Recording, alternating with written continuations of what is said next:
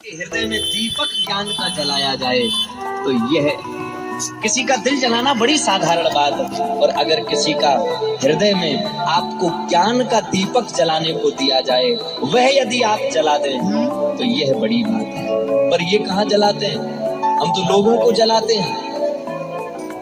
नई गाड़ी आ गई तो उसी के दरवाजे पे खड़े होके एक्सीलेटर आग लग जाए साहब, उसी को दिखाएंगे, बार बार हॉर्न देंगे, बोलो राधे राधे, ताकि उसे पता लग जाए। और भले ही उससे झगड़ा हो, पर जब गाड़ी की जो मिठाई बांटी जाएगी तो उसके घर जरूर पहुंचाई जाएगी। लोग पूछेंगे किस बात की? अरे वो तुम्हारे नाती ने गाड़ी ले ली है। तुम्हारे नाती मतलब आज के पहले तो हमसे दुश्मनी थी, अब हमारा नाती हो गया। वो है तुम्हारा ही नाती सही में, लेकिन कहने को तुम जलो कैसे? जलाना नहीं है। अगर जलाने का मन ही करे तो किसी के हृदय में भगवान की भक्ति का दीपक जलाओ। इससे बड़ा और सुंदर कोई जलाने का साधन। भगवान को पाना है, यथार्थता यही है। गोविंद हमारा है, गोपाल हमारा है, यह वाणी अगर कहे तो ये स्वीकार भी तो करे। सिर्फ कहने भर से काम न बने। अच्छा, लोग कहने वाले भी बड़े गजब होते हैं, बातों बातों में न जाने क्या क्या कह जाते हैं। एक आदमी तो कह रहा था, महाराज हाँ दुनिया के बड़े से बड़े पहलवान आए। अच्छा, फिर? बोले दुनिया के बड़े से बड़े पहलवान आए और आज तक हमें कोई नहीं हरा सका। लोगों ने कहा, भाई साहब देखने में तो बड़े पतले दुबले लगते हो और तुम्हें कोई हरा नहीं सका? ना ना, कोई नहीं। फिर? बोले बहुत बड़े बड़े पहलवान आए, कोई नहीं हरा सका। तो किसी ने पूछा क्यों नहीं हरा सका? तो वो धीरे से बोला, हम लड़े ही नहीं किसी से। बोलो राधे राधे। पहलवान तो आए पर हम नहीं लड़े। अब बताओ, बातों बातों में न जाने क्या क्या कर रहा है। लड़ोगे नहीं तो कैसे जीतोगे? जब लड़ो फिर जीत हार का फैसला हो, तब तो तुम्हारे पुरुषार्थ का परिचय होवे। और बिना लड़े एक आदमी कह रहा था, हमारे सामने शेर आ गया। लोगों ने कहा, अरे फिर? बोले शेर ने मुझे देखा। अच्छा, फिर मैंने शेर को देखा। लोग बोले डरे नहीं? बोले नहीं नहीं, शेर ने मुझे देखकर मेरी तरफ अपनी नजर बढ़ाई, मैंने भी शेर की तरफ अपनी नजर बढ़ाई। फिर शेर मेरी तरफ बढ़ा, मैं भी थोड़ा सा शेर की तरफ बढ़ा। शेर और मेरी तरफ बढ़ा, मैं बैठ गया। शेर और आगे बढ़ा, मैं और बैठा। लोगों ने कहा डर नहीं लगा? बोले नहीं नहीं। फिर बोले शेर और आगे बढ़ा, फिर बोले शेर और आगे बढ़ा। फिर बोले जब ज्यादा आगे बढ़ा तो हमने टीवी बंद कर दी। बोलो राधे राधे। मतलब टीवी में था वो। बोलो राधे। अब बताओ ये काहे का ड्रामा है साहब? हमने कोई त्याग किया नहीं। हम लोग यहाँ वृंदावन आए हैं और जब तक वृंदावन रहते तो लगता अरे भगवान को पा लिया और अब तो यहाँ खूब यहीं रहेंगे, यहीं बास करेंगे, यही सब कुछ। हमारे गुरु महाराज एक बात कहते थे, जब आप वृंदावन आते हो ना, क्षमा करना ये मेरे मन का भी भाव है। मैं अभी 7 दिन 6 दिन 8 दिन रुका हूँ तो मुझे भी लगता है कि मैं भी ब्रजवास करूँ। मैंने भी कई बार अपने ही निजी संबंधी लोगों से कहा कि कोई व्यवस्था ऐसी बने जो ब्रजवास हो जाए। पर सच बताऊं, जब यहाँ से चला जाता हूँ तो सब भूल जाता हूँ। यही हमारी आपकी स्थिति है। जब तक यहाँ हो, ये वो वाली, हम लोग शहद जैसे नहीं हो, वो चाशनी और जलेबी जैसा संबंध नहीं बना पा रहे। हाँ, चाशनी और जलेबी का संबंध जानते हो? एक बार अगर जलेबी चाशनी में डूब गई तो चाहे आप 20 दिन बाद निकालना, चाहे 50 दिन बाद निकालना, उसकी मिठास नहीं जाएगी। बस बिल्कुल ऐसे ही हम इस वृंदावन की रस की चाशनी में अगर एक बार आकर डूब गए और फिर भी अगर हमारे अंदर से इस वृंदावन की मिठास चली गई तो अभी हम वृंदावन की रस में डूबे नहीं है। इसका मतलब यही सत्य है।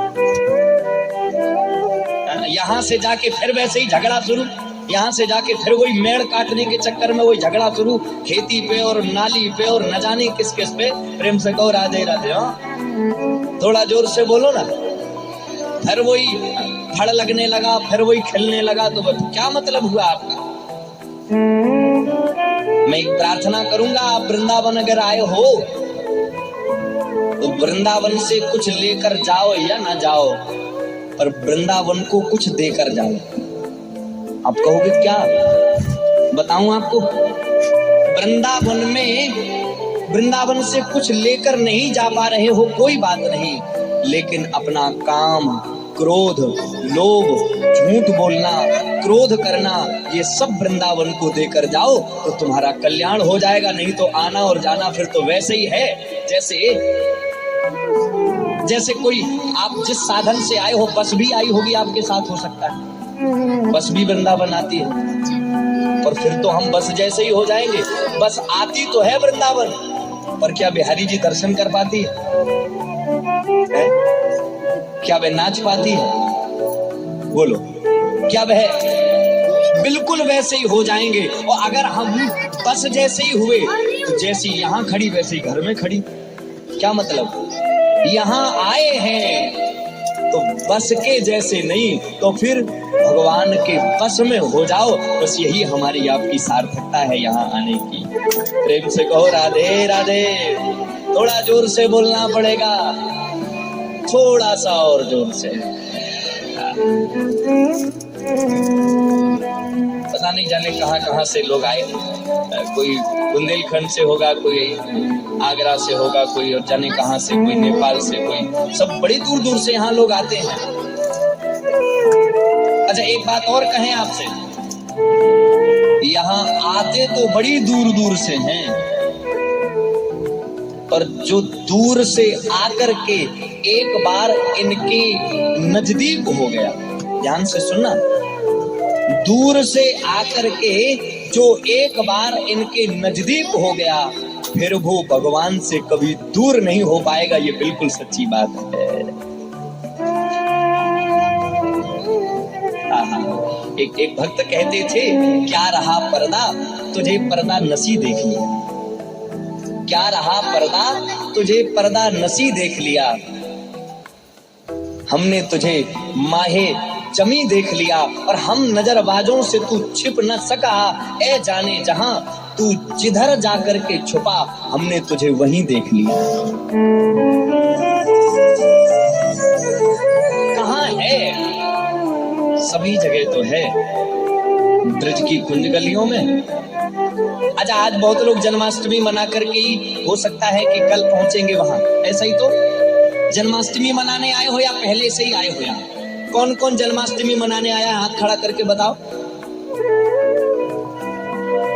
अच्छा, कौन कौन पहले से आया है वो हाथ खड़ा करके बताए।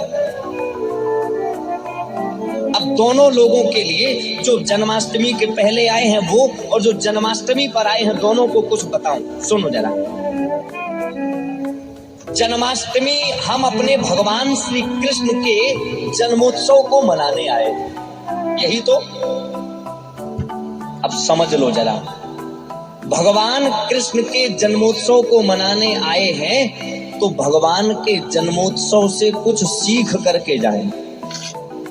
और अगर आप यहाँ आकर के प्रभु के जन्म उत्सव से कुछ सीख करके न गए तो फिर यहाँ आना आपका व्यर्थ है, कोई लाभ मिलने वाला नहीं है आपको। क्या सीखें महाराज? इतने से ही शब्द से सीख लो। इसको क्या कहते हैं? जन्म उत्सव। अच्छा, शब्द दो होते हैं, एक होता है उत्सव और एक होता है मनोरंजन। मनोरंजन और उत्सव दो शब्द हैं। अच्छा, आपको कौन सा शब्द प्रिय है, उत्सव या मनोरंजन? बोलो जरा। उत्सव।